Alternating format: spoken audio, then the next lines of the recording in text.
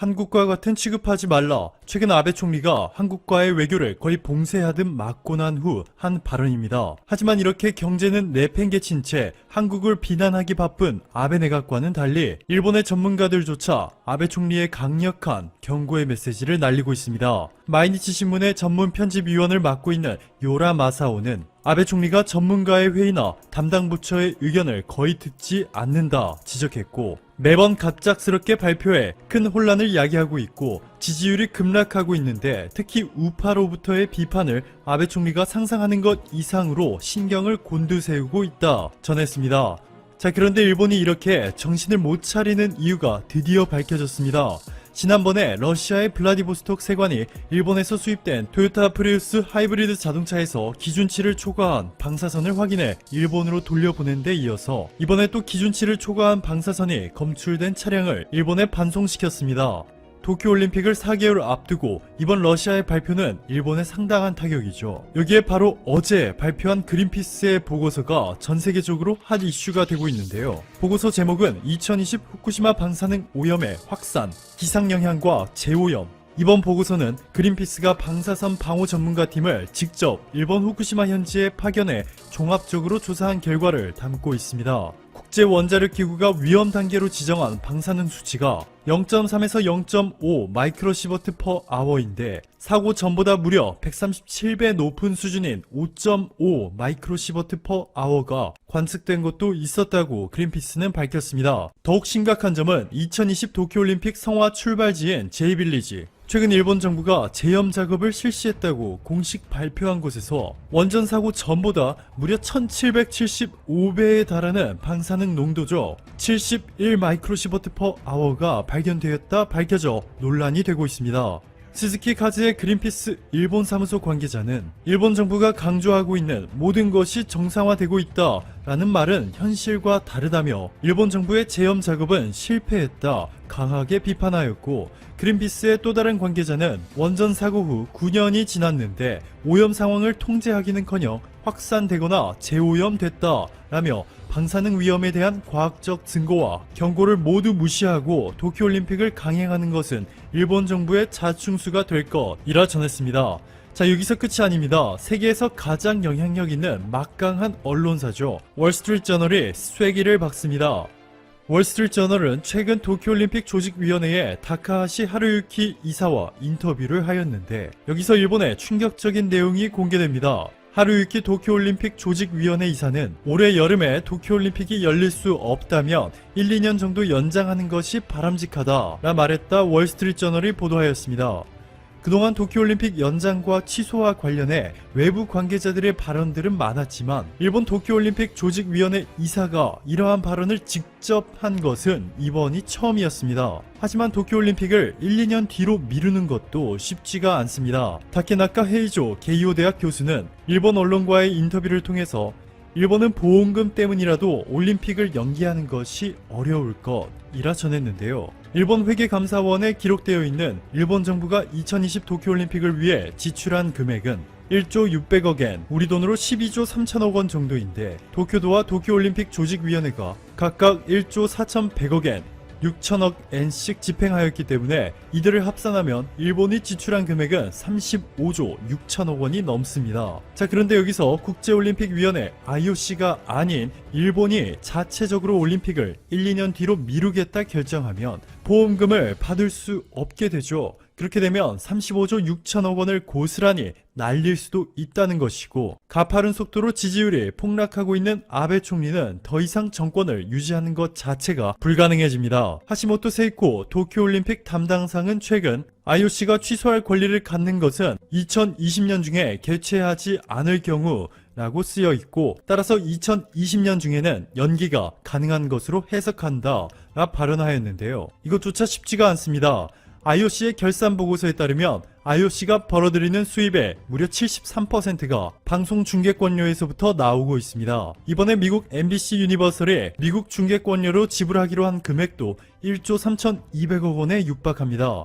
한여름 중에서도 가장 더운 시기인 7월 말에서 8월 초에 도쿄올림픽이 개최되는 것 자체가 미국 방송사가 가장 선호하는 시기이기 때문인 것으로 알려졌는데요. 폭염 논란 때문에 결국 마라톤을 도쿄가 아닌 홋카이도에서 진행하기로 결정하면서까지 일본은 미국에 아무런 말을 못하고 있죠. 도쿄올림픽을 어느 시기에 열지에 대한 열쇠를 지닌 것은 일본이 아닌 미국 방송사이고, 미국 방송사가 미국 프로스포츠 경기들이 집중된 연말에 도쿄올림픽을 개최하도록 동의할 리가 없겠죠. 이 때문에 결국 도쿄올림픽은 막대한 손실을 감수하고서라도 관중 없이 경기를 무관중 경기로 가는 분위기죠. 뉴욕타임스의 보도에 따르면 세계보건기구가 도쿄올림픽 무관중 경기 개최에 대해서 내부 협의를 이미 했고, 관중 없이 올림픽을 강행했을 때 이점과 그에 따르는 리스크를 의료 담당자들과 협의하였다 전했습니다.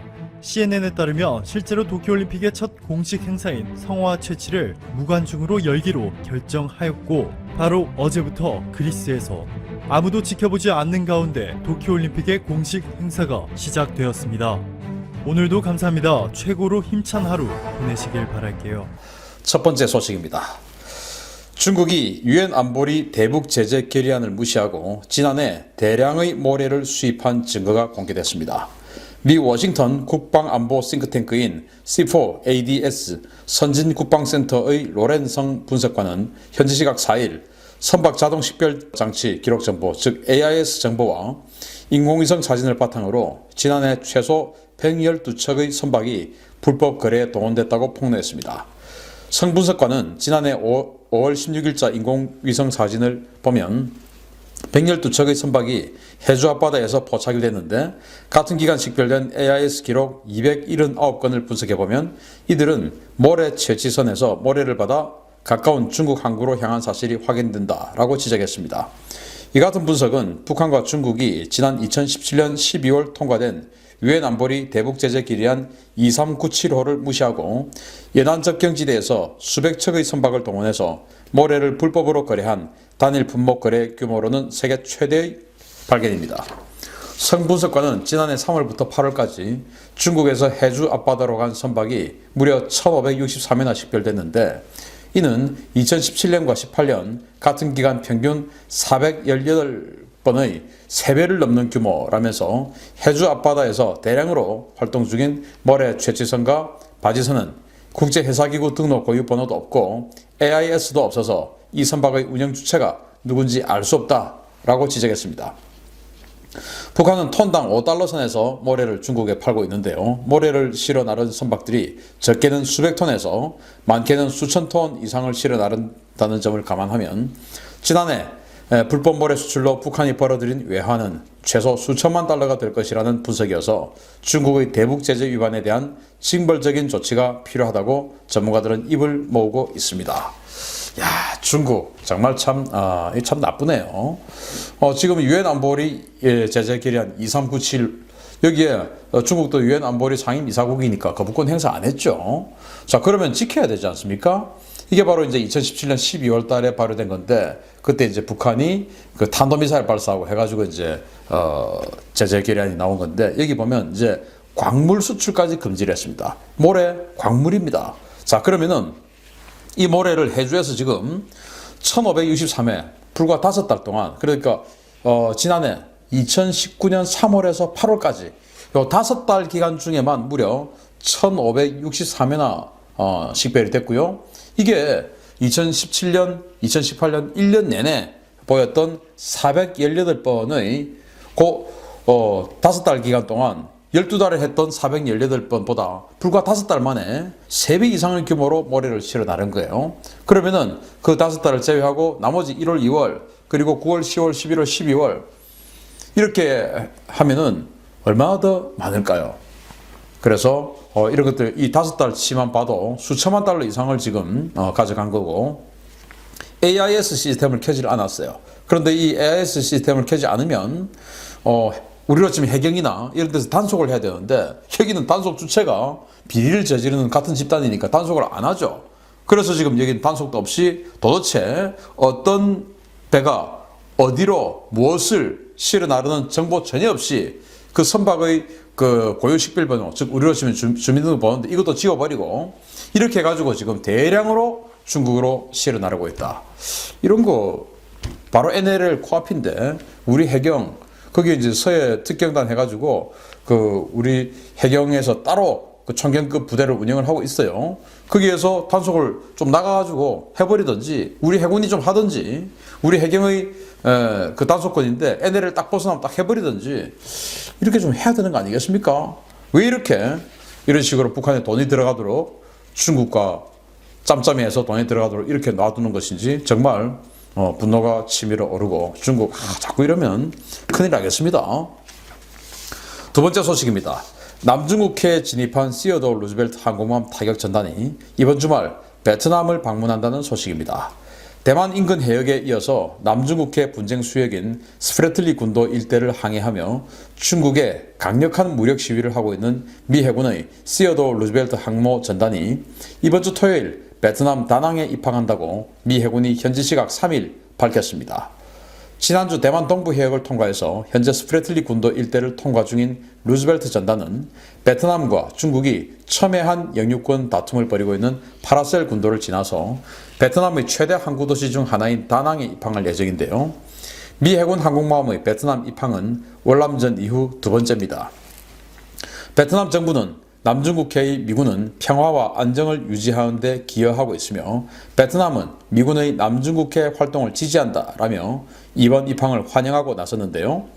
다낭은 중국 남해 함대의 핵심 거점인 하이난다오 사냐에서 불과 300km도 떨어지지 않은 곳이고 미 해군 항모전단이 스프레틀리 군도와 파라셀 군도를 통과해서 다낭으로 향하자 중국은 비상 대기태세에 들어갔습니다. 중국 남부정부의 리호민 대변인은 중국은 남중국해 섬과 그 주변 해역에 대한 논쟁의 여지가 없는 주권을 가지고 있으며 인민해방군은 미국이 어떤 속임수와 꼼수를 쓰더라도 중국의 주권과 안보, 남중국해의 평화와 안전을 유지할 것이다 라고 주장했습니다. 그러면서 중국은 미국은 항행의 자유라는 미명하에 지역 문제를 더욱 복잡하게 만들기 위해 항모를 보냈다 라면서 예기치 못한 우발 상황이 발생할 수 있으니까 당장 도발적인 모험을 중단하라 라고 경고했습니다. 자, 참 중국 그리고 미국 이 패권 경쟁 날이 갈수록 격화되고 있는데 자, 여러분들 한번 생각해 보십시오. 파라셀 군도와 스프레틀리 군도라는 게 있고 이 파라셀 군도는 중국어로는 서사 군도 그리고 이제 스프레틀리 군도는 중국어로는 남사 군도 이렇게 부르죠. 그 시사 군도, 난샤 군도 이렇게 부릅니다. 그런데 이 남사 군도 누가 봐도 필리핀 바로 코앞에 있죠. 이거 중국이 이건 우리 영토다라고 하기에는 너무 멀리 떨어져 있습니다. 그리고 서사 군도, 파라셀 군도죠. 여기는 베트남 코앞에 있습니다. 해남도보다 베트남이 훨씬 더 가까워요. 그리고 실제로 1974년도까지는 베트남이 실효적 지배를 했습니다. 그런데 이제 미군이 철수를 하고 베트남전에서 원래 남베트남이 이제 지배를 하고 있었는데 여기에 이제 중공군이 들어와가지고 남베트남군 사살해버리고 쫓아내버렸어요. 이때 이제 북베트남이 자기 코앞에서 그러고 있는데 당시 베트남 전쟁할 때 중공군이 지원해줬지 않습니까? 그래서 북베트남이 아무 말도 못하고 있었던 겁니다. 그리고 이제 그런 상황을 가지고 그 남베트남이 실효적 지배를 하고 있던 이 파라셀 군도, 즉 서사 군도 여기를 이제 중공이 당시에 뺏어버렸어요. 그랬으니까 지금 근데 우리 할 때 북베트남 니들 가만히 있었잖아. 근데 이제 와서 왜 니들 거라고 주장하는 거야? 이제 이렇게 지금 억지를 부립니다. 뭐 사실 그때 이제 베트남이 가만히 있었던 그런 전쟁 중이기 때문에 중국의 지원을 받기 위해서 가만히 있었던 점도 있지만 어쨌든 가만히 있었던 건 사실인데 막 그렇다 하더라도 여러 가지 역사적 정통성이나 이런 것을 따져봐서 이건 무조건 베트남 거예요.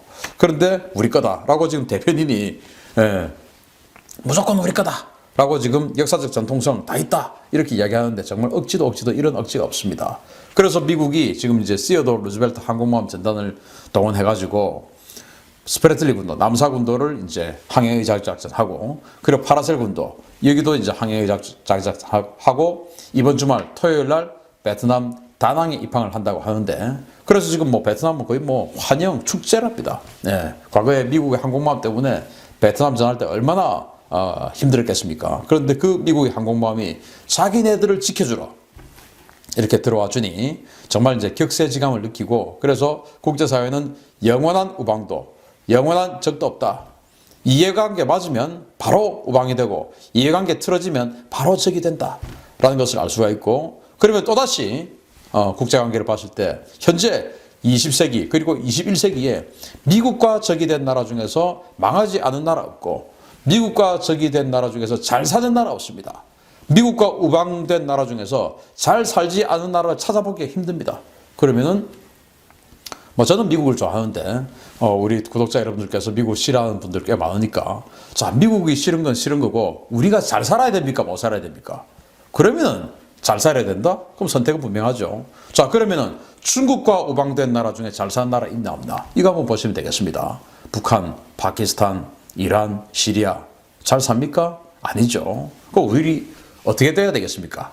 미국 싫고 좋고 다 떠나서 사회주의, 공산주의, 자본주의 다 떠나서 잘 살아야 됩니까? 못 살아야 됩니까? 저는 잘 살고 싶습니다. 세 번째 소식입니다.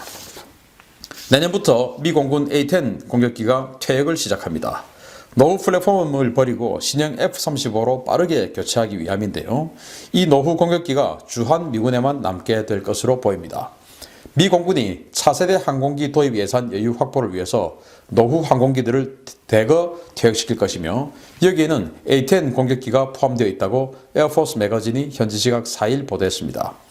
에어포스 매거진은 2021 회계연도 미 공군 예산안 분석 보도에서 미 공군이 퇴역 대상 항공기 목록에 올린 기체들을 공개했습니다. 이 목록에는 RQ-4 글로벌 호크 21대, C-130H 24대, 그리고 KC-135R 공중급유기 29대, EQ-4 통신중계기 3대, 그리고 B-1B 폭격기 17대 등을 비롯해서 44대의 A-10 공격기가 포함되어 있습니다. 미 공군은 현재 287대의 A-10 공격기를 보유하고 있는데요. 다음 회계연도에 퇴역하는 이 A-10의 수량은 전체 보유 대수의 15%에 달합니다. 이와 관련해서 데이비드 골드파인 미 공구 참모총장은 A-10 자체는 우수한 성능을 보유하고 있지만 운용 수명이 거의 끝났고 현재 성능으로는 미래 전장 대응과 생존이 불가능하다라며 2021 회계연도를 시작으로 A-10 공격기 퇴역이 가속화될 것임을 시사했습니다. 이러한 입장은 새로 취임한 바바라 바렛 공군청장 역시 같은데요. A-10이 급격히 퇴역을 시작하는 상황에서 최근 창정비를 마치고 추가 사용 계획이 알려진 주한미군 A-10이 미군의 마지막 남은 A-10이 될 가능성이 높아지고 있습니다. 자, A-10 정말 1977년 무렵부터 우리 대한민국을 굳건하게 지켜주고 있는 전력 중에 하나인데 결국 40년이 넘었단 말이 되겠죠. 그런데 최근에 우리 주한미군에 배치되는 이 A-10들이 창정비를 받았어요. 그래서 기골 보강하고 그래서 다시 또 상당 기간 쓸 수 있는 그런 정비를 받고 업그레이드도 했습니다. 그런 와중에 A-10들을 지금 대거 퇴역을 시키는데 결국 세계에서 남은 A-10은 마지막 A-10은 우리 주한미군 7공군에 있는 이 A-10만이 남을 것이다. 그리고 이제 그 생명도 이제 끝이 나간다라는 것이 될 테고요. 이 A-10의 효과 그리고 능력은 여러분들 잘 아실 겁니다. 적의 기갑부대에 대해서 거의 압도적인 공격 능력을 가지고 있는데, 여기 그림에 한번 봐도 저기 맨 끝에 이제 사이드와인드 미사일 2발이나 달고 있고, 포드, 전자전 포드, 타겟팅 포드 달고 있고, 매버릭 미사일 2발 달고 있고, 또 이런 식으로 폭탄 달고 있고, 클러스터 폭탄 같네요. 그리고 정말 어마어마하게 많은 무장들을 달고 있는데, 이걸 이제 적진에 다 쏟아붓고 오죠. 그래서 아직도 우리 한반도 전장에서는 쓸만합니다. 왜? 적의 방공 전자 능력이 뛰어나지 못하고, 그러면서 적은 대규모 기갑부대와 대규모 포병부대를 가지고 있기 때문에 우리 한반도 전장에서는 아직 쓸만합니다만은, 미군이 이제 전 세계적으로 운영할 때 원전 작전을 하고 이럴 때는 안 맞다라는 판단을 했겠죠. 그래서 이제 빠른 속도로 이 조종사들을 이 TO를 이제 F-35로 바꾸고 이렇게 하려고 이제 A-10을 퇴역한다고 합니다. 자, 그런데 여기서 저는 또 주목해서 볼 것이 글로벌 호크를 21대나 퇴역을 하고, 이 글로벌 호크를 개량해가지고 통신 중계기로 쓰고 있는 EQ-4 통신 중계기도 지금 3대를 퇴역을 해요. 글로벌 호크가 지금 벌써 퇴역을 합니다. 우리는 이제 도입하는데, 야, 이것도 우리가 또 끝물을 도입해버렸네요. 그래서 독일이나 이런 나라들 글로벌 호크 도입 사업하다가 취소시켜버렸어요. 왜냐? 미국이 접으니까 최근에 이란에게 글로벌워크 격추됐지 않습니까?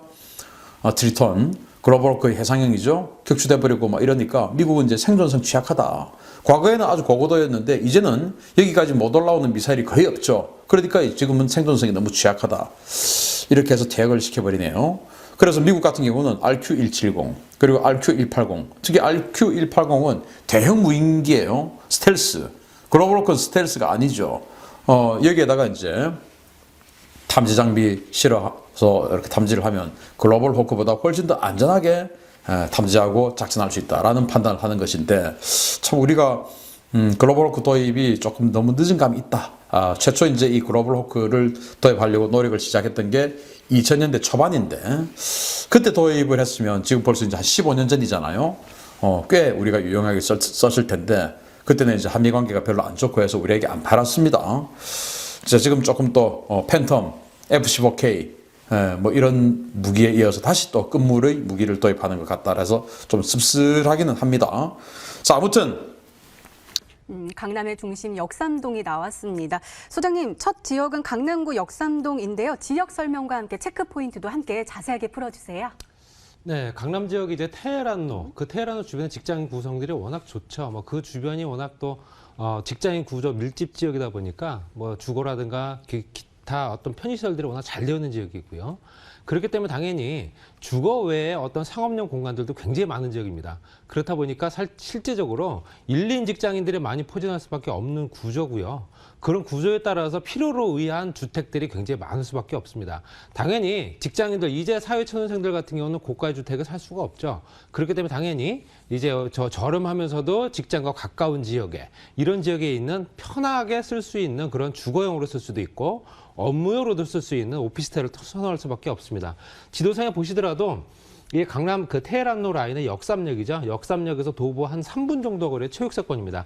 전철역에서 가깝다는 얘기는 당연히 그 주변의 인구들을 끌어들일 수 있는 흡입력이 강하다는 얘기고요. 실제적으로 전체적으로 봤을 때 이 양 라인으로 직장인 구성들이 좋을 수밖에 없는 직업군들이 굉장히 많이 발달되어 있는 라인이고요. 전철역 두 정거장 가게 되면 이 주변으로 봤을 땐 당연히 삼성동에 대형 개발 호재가 또 있습니다. 또 강남권, 이 현재 테헤란로와 연결된 강남, 이 강남대로와 십자로 연결된 이 주변이 신분당선 연장선뿐만 아니라 그 주변으로 봤을 때 이제 서초권역과 같이 연결된 지역이다 보니까 그 주변의 인구 구성들이 워낙 좋은 지역이고요. 전철역으로 둘러싸여 있다 보시면 될 것 같습니다. 학군이라든가 주변 편의시설들, 뭐 병원 시설들, 뭐 기본적인 여건들, 젊은 친구들이 많이 선호할 수밖에 없는 조건들이고요. 전철역에서 걸어서 한 10분 정도만 내려가면 강남역에 있는 상권들 이용할 수 있습니다. 당연히 실제적으로 이 주변에 젊은 친구들이 많을 수밖에 없다라는 통계가 나올 수밖에 없다. 이렇게 보실 수 있고요. 말씀드린 대로 전체적으로 보시더라도 역삼역에서 도보 약 3분 거리이기 때문에 대로변 바로 이면이다 보시면 될 것 같습니다. 실제적으로 이 대로변의 토지 가격은 어마어마하기 때문에 당연히 작은 규모의 오피스텔 같은 경우는 그 이면에 자리할 수밖에 없다 보셔야 되고요. 말씀드린 대로 국제로 복합지구가 현재 이제 곧 올해부터 착공이 되면서 지상 구간, 지하 구간이 공동 개발이 됩니다. 거기에 현대기아자동차가 또 이제 본사뿐만 아니라 기타 어떤 시설들까지 같이 끌고 들어오기 때문에 엄청난 또 이 주변의 직장인 구성들이 좋아질 테고요.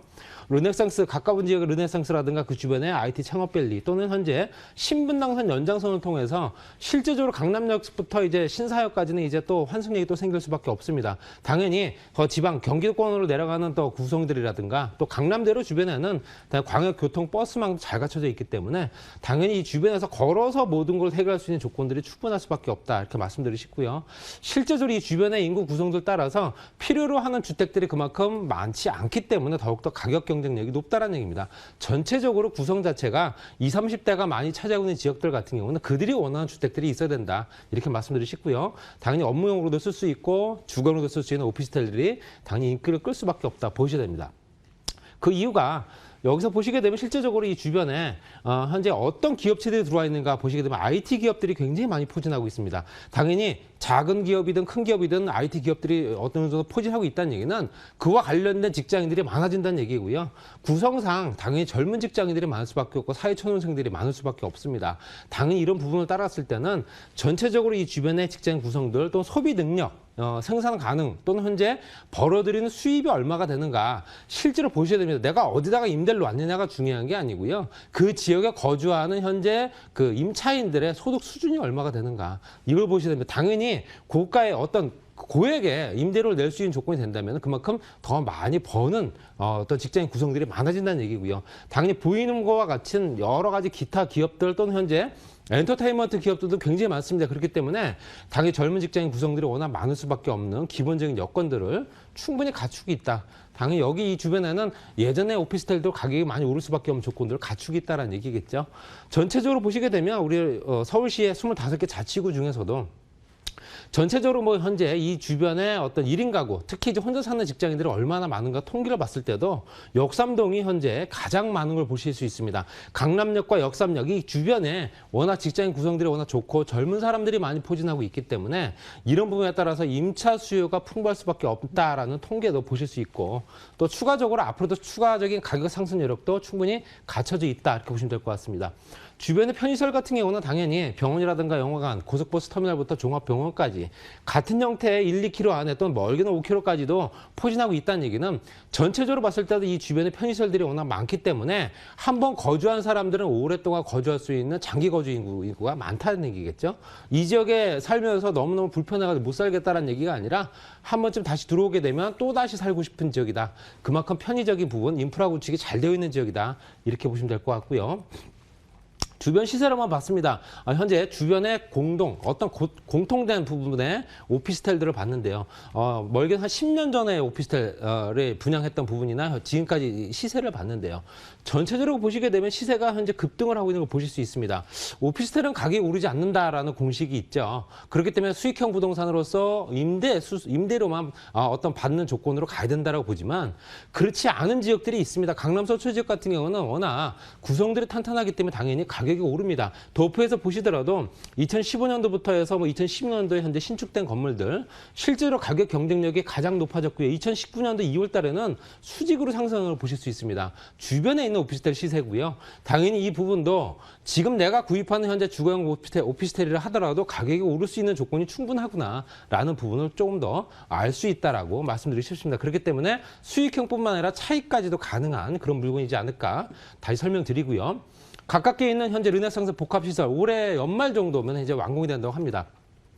실제적으로 이제 단순하게 숙박시설만 있었던 시설이 이제 주거, 또 현재 숙박시설 외 업무시설까지 같이 만들어지는 두 개의 동으로 나눠지고 나머지 공간, 녹지 공간이 현재 펼쳐집니다. 당연히 현재 숙박시설 외 업무시설이 만들어진다는 얘기는 당연히 직장인들이 많이 늘어난다는 얘기고요. 그 주변에 이렇게 높은 건물들, 특히 현재 여태까지 보여졌던 그림이 아닌 다른 그림이 보여진다면 당연히 그 주변의 부동산 시세도 자극을 받을 수밖에 없기 때문에 이런 부분도 충분하게 가격적인 여건도 충분히 어떤 혜택을 볼 수 있는 조건이다. 이렇게 보시면 될 것 같고요.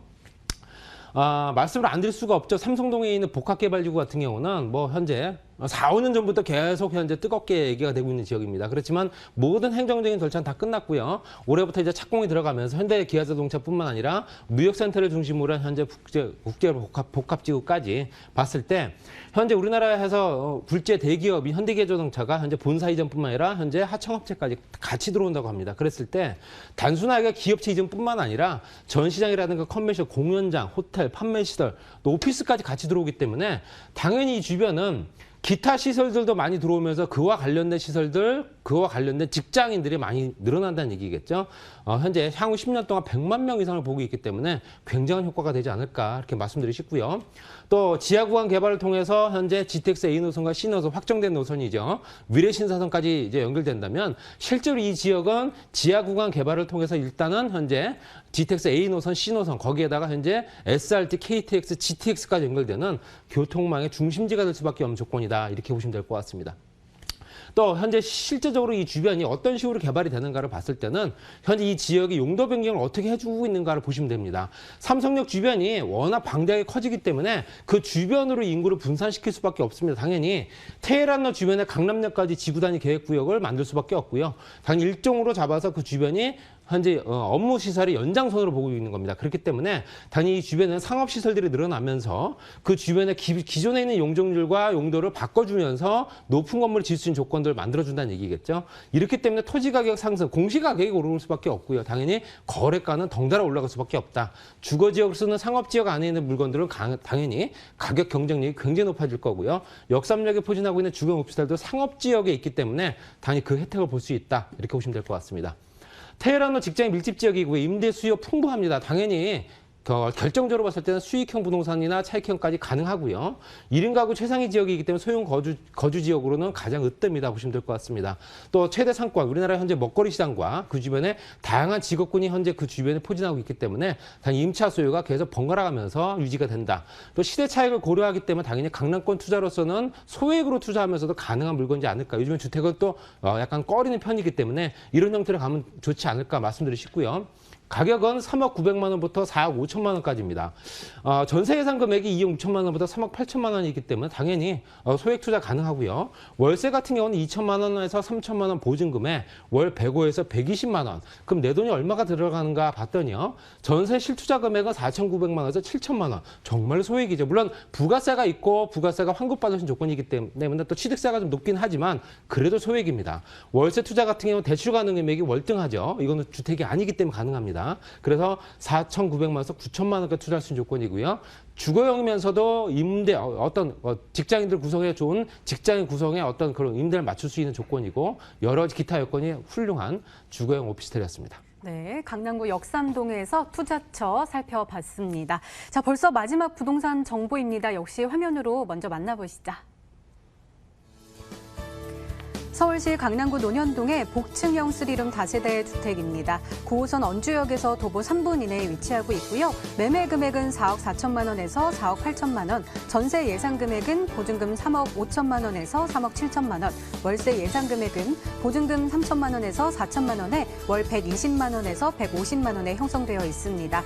따라서 전세 실투자금은 9천만 원에서 1억 1천만 원, 월세 실투자금은 2억 4천만 원에서 2억 6천만 원에 예상됩니다.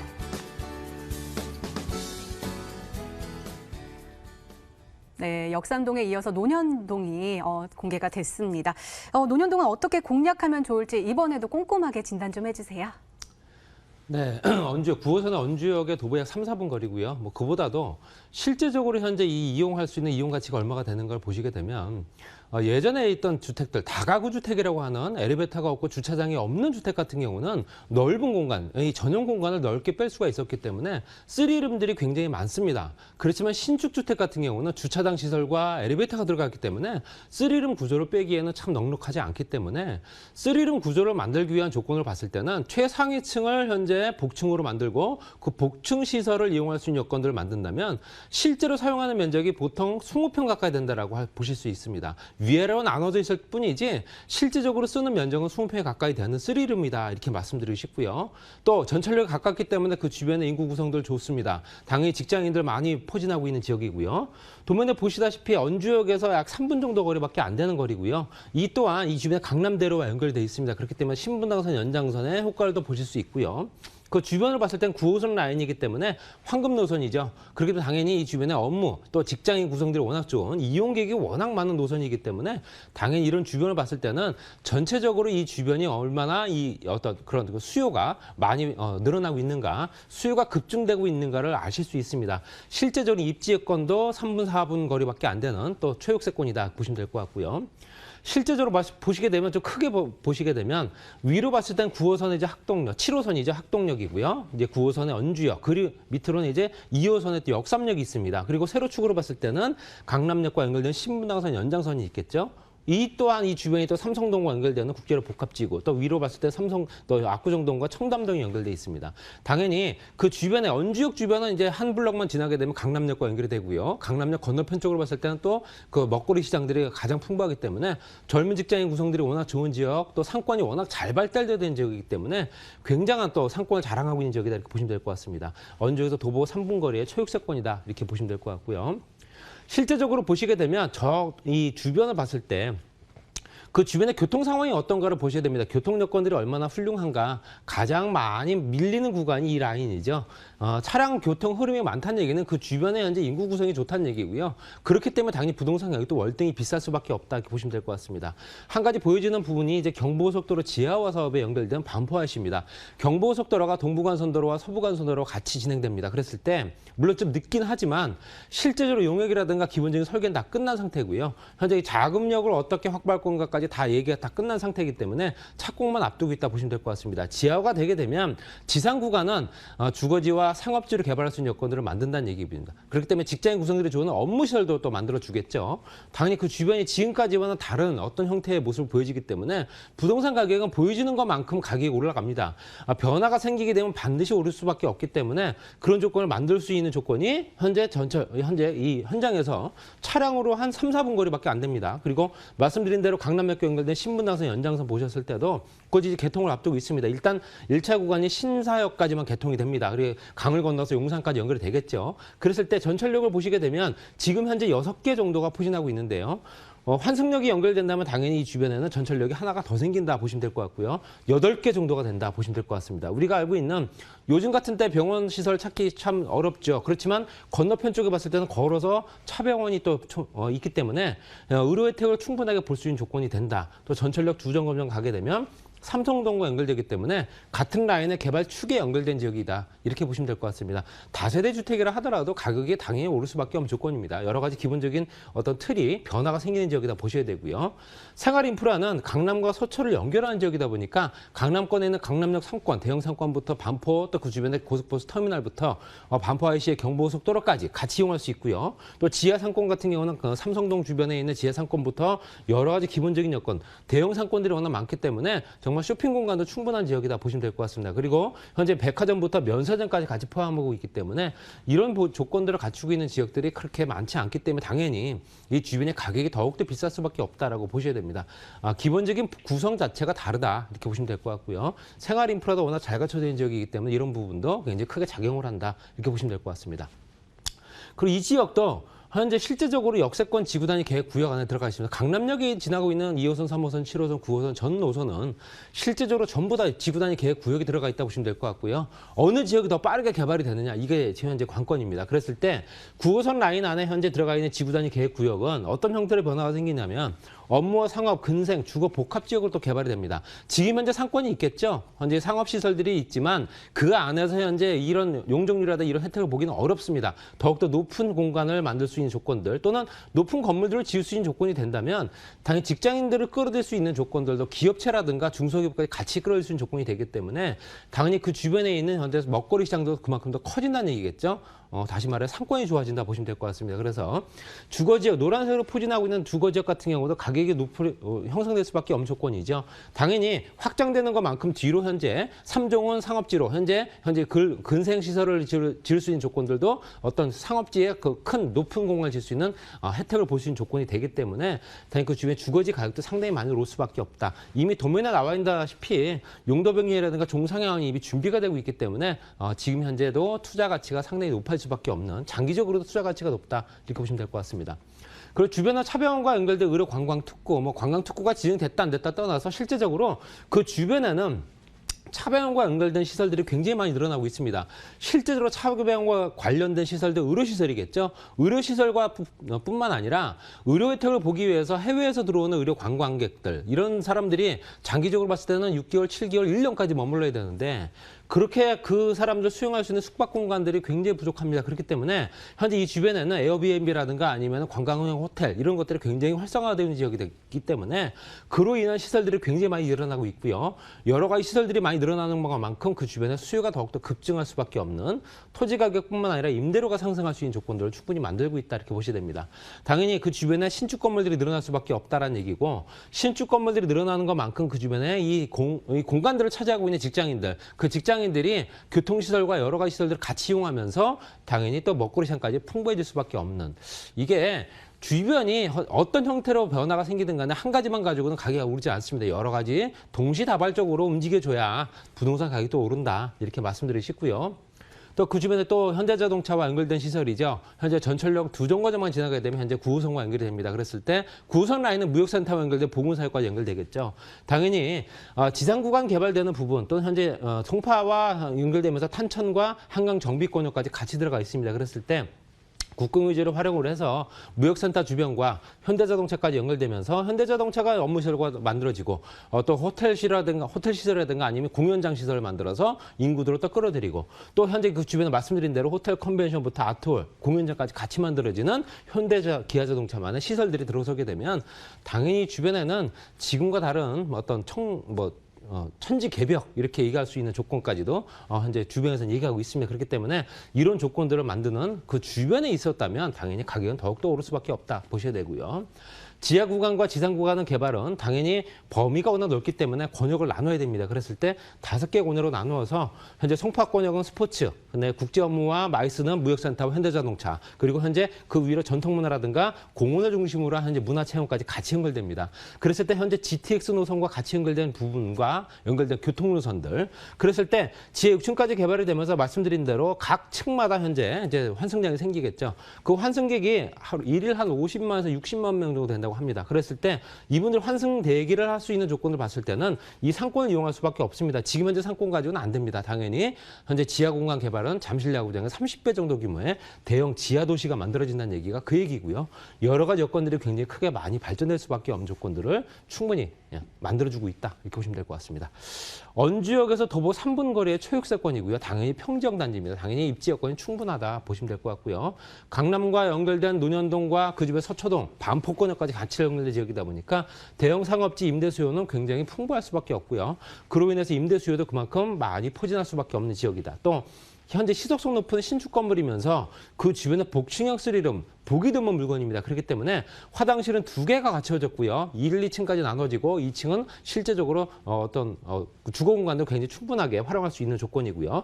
실거주 면적이 넓기 때문에 공간 활용도도 굉장히 높은 지역이다 보시면 될 것 같습니다. 또 투자 가치가 높은 강남 서초 연결 지역이기 때문에 앞으로도 투자는 계속 이루어질 수밖에 없는 지역이다. 이렇게 보시면 될 것 같습니다.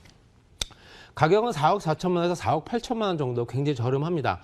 전세 예상가는 3억 5천만 원에서 3억 7천만 원 정도 보시면 될 것 같고요. 월세 같은 경우는 가능하죠. 보증금 3천에서 4천만 원에 월 120에서 150만 원의 고소득이 보장된다 보시면 될 것 같습니다. 실투자 금액은 전세 시에는 9천만 원에서 1억 1천만 원 정도 보시면 될 것 같고요. 대출을 가능하게 대출을 1억 7천만 원 좀 활용하신다면은 2억 4천만 원에서 2억 6천만 원 들어가는 물건이고요. 희소 가치가 높기 때문에 나중에 환매도 굉장히 우월할 수밖에 없는 언주역의 초역세권 3룸 다세대 주택이었습니다.